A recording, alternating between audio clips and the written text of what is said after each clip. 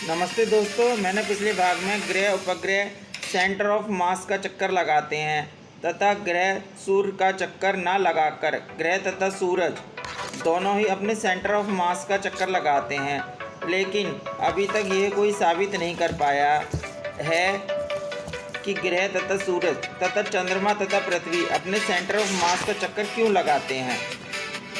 यह जानकारी आप कहीं भी सर्च करेंगे तथा किसी भी वैज्ञानिक से पूछेंगे तो इसका जवाब नहीं दे पाएंगे। जब मैं पढ़ता था आज से लगभग 25 साल पहले, मैंने एक थ्योरी लिखी थी ग्रहों की गति का नया सिद्धांत, जिसमें कि इसके बारे में बताया गया था। यह थ्योरी आज भी मेरे पास है। आधुनिक विज्ञान सेंटर ऑफ मास के बारे में उस समय जानता भी नहीं था।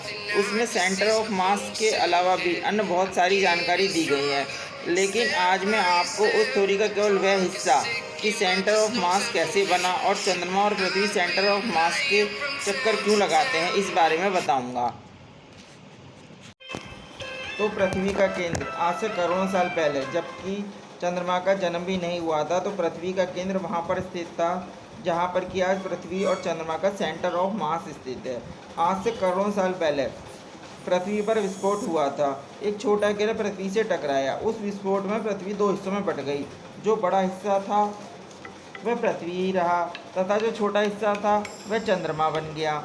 लेकिन किसी वस्तु में विस्फोट होता है तो उसके दोनों भाग एक दूसरे के विपरीत दिशा में जाते हैं। एग्जाम्पल के तौर पर एक 200 किलोग्राम की तोप से 2 किलो का गोला 100 मीटर दूर फेंका जाता है तो तोप भी पिछली दिशा में भागेगी। लेकिन क्योंकि तोप का वजन ज़्यादा होता है, इसलिए ज़्यादा दूर नहीं जाएगी। कैलकुलेशन करके बताता हूँ कितनी दूर जाएगी। डिस्टेंस गुणा वेट ऑफ तोप बराबर डिस्टेंस गुणा वेट ऑफ गोला।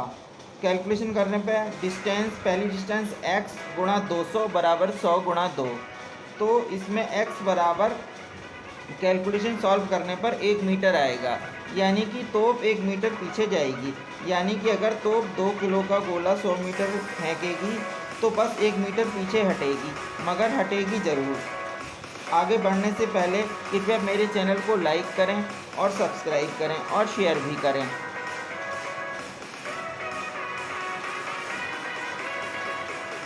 पृथ्वी और चंद्रमा के बीच कैलकुलेशन करें तो विस्फोट के बाद पृथ्वी कितनी पीछे जाएगी। पिछले भाग में मैंने कैलकुलेशन करके बताया था। पृथ्वी सेंटर ऑफ मास से 3800 किलोमीटर पीछे खिसक गई है, यानी कि चंद्रमा के जन्म से पहले पृथ्वी 3800 किलोमीटर आगे थी। चित्र द्वारा समझाता हूँ। ये 0 किलोमीटर सेंटर है स्टार्टिंग में।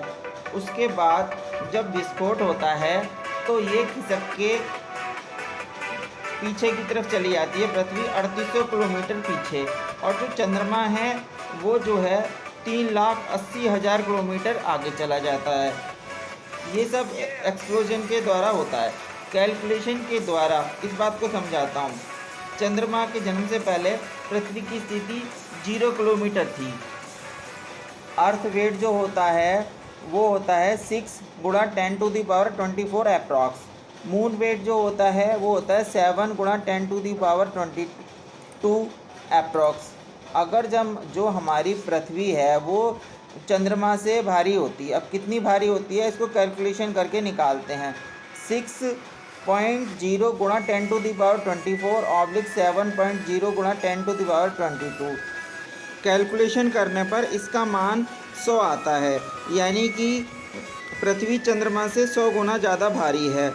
अगर चंद्रमा का वेट x है तो पृथ्वी का वेट 100x होगा। चंद्रमा की दूरी निकालने के लिए फार्मूले का इस्तेमाल करेंगे। अर्थ वेट गुणा डिस्टेंस बराबर मून वेट गुणा डिस्टेंस। तो अर्थ का वेट 100x गुणा 3800 किलोमीटर दूरी सेंटर ऑफ मास से बराबर मून का वेट x गुणा डिस्टेंस। तो सॉल्व करेंगे तो d बराबर 100x गुणा 3800 बटा x।